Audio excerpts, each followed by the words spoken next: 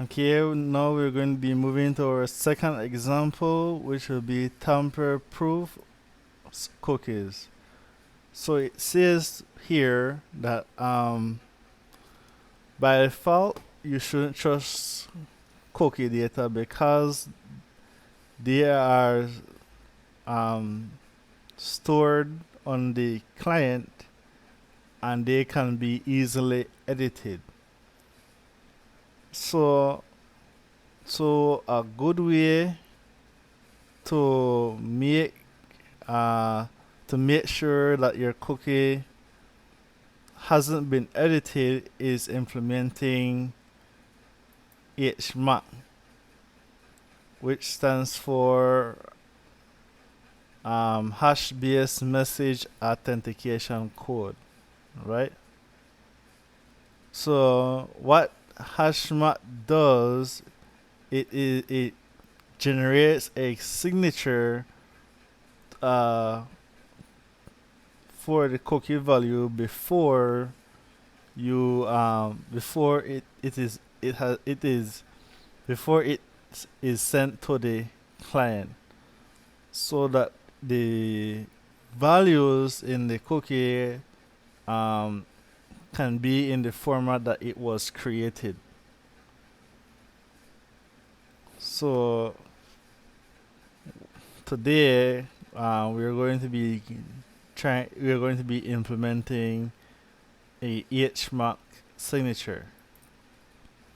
Okay, so for the import, uh, for importing, we're going to be importing the crypto HMAC, which should which receiver it says that uh, it is a U.S. Federal Information Processing Standards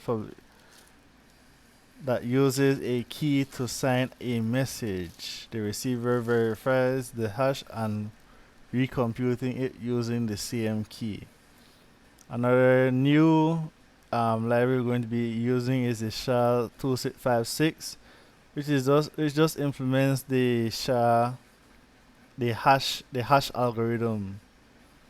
Then we know our encoder, and we know our hex, which does hexadecimal encoding and decoding, or error which manipulates, which we can use manipulate errors and so on. So for the our var, these remain the same, and now we add a byte, a variable byte, which will be called key.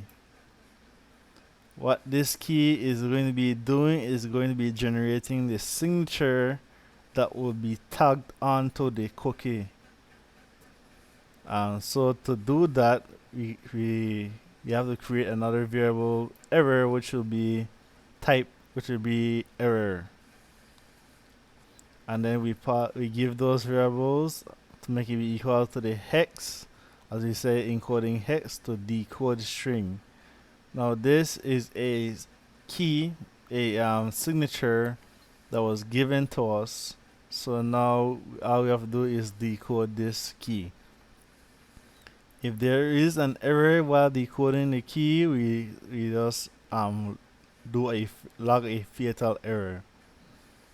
So we create our mutexes or handle function.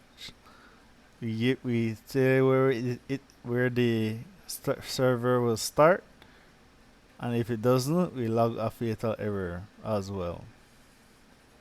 Set cookie handler will remain the same.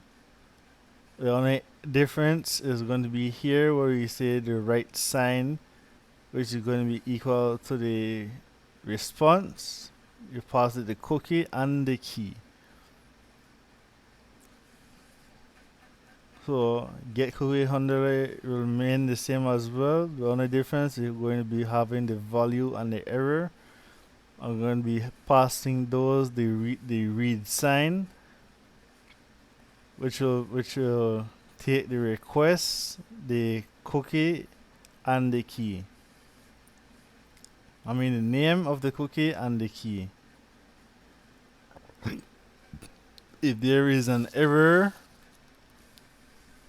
with the cookie, we say that the generate an error with the cookie. If there is a error for the request, you say invalid. Well, if there's an error with, if there is no cookie, we say there is no cookie, or a cookie was not been found. If there is an error with the cookie, we do an invalid cookie, and then if there's an error with the server, we say a server error. The write functions will remain the same as was in the previous example, same as the read function.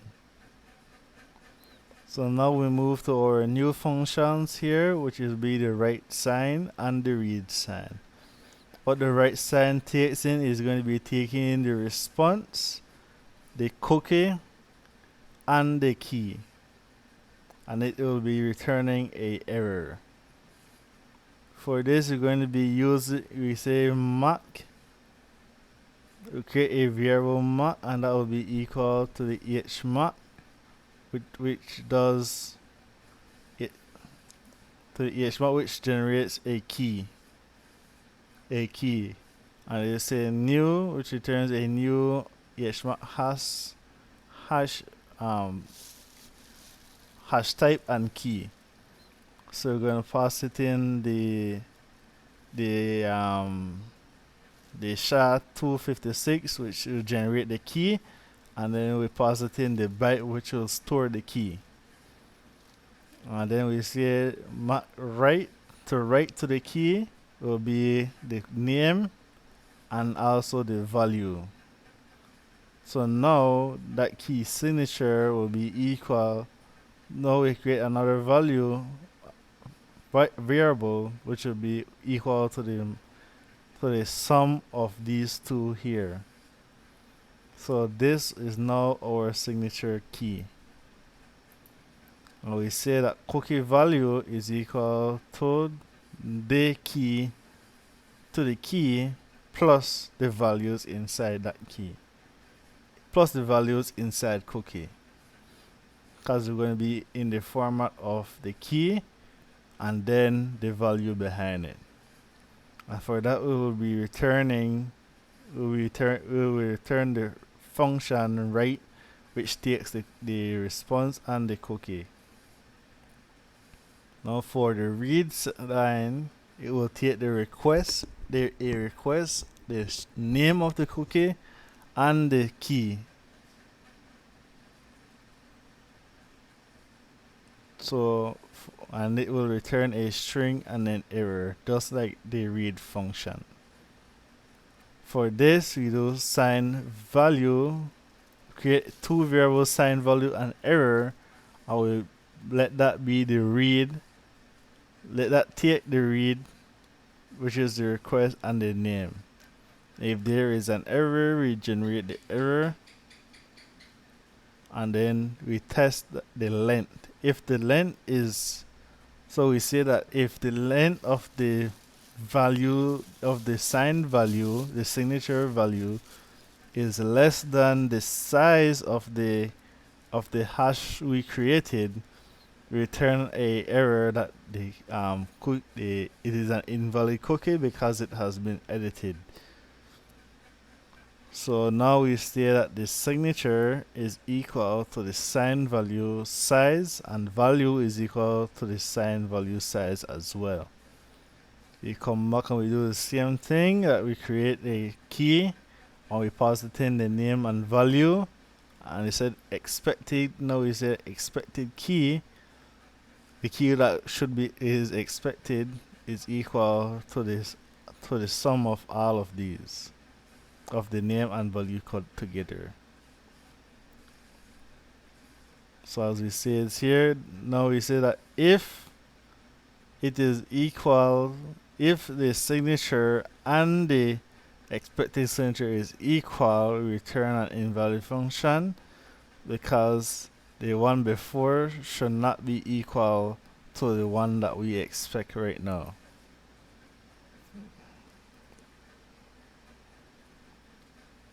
and pass back and we return the value and the error. So now if we run that,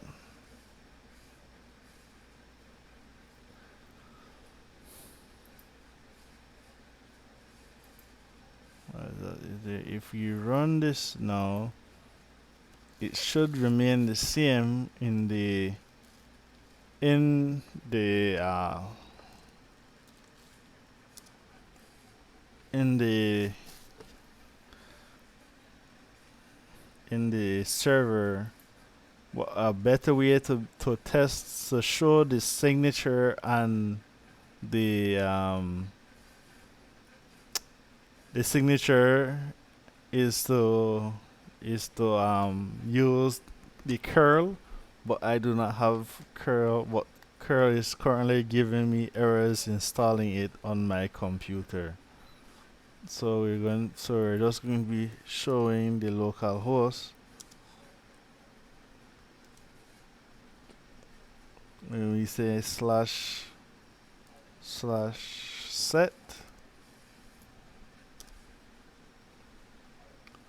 so you set the cookies, and now we're going to the get to get the cookies, and it says invalid cookies because it has a signature on it. So we will need to be using curl to actually get the actual cookie from the server.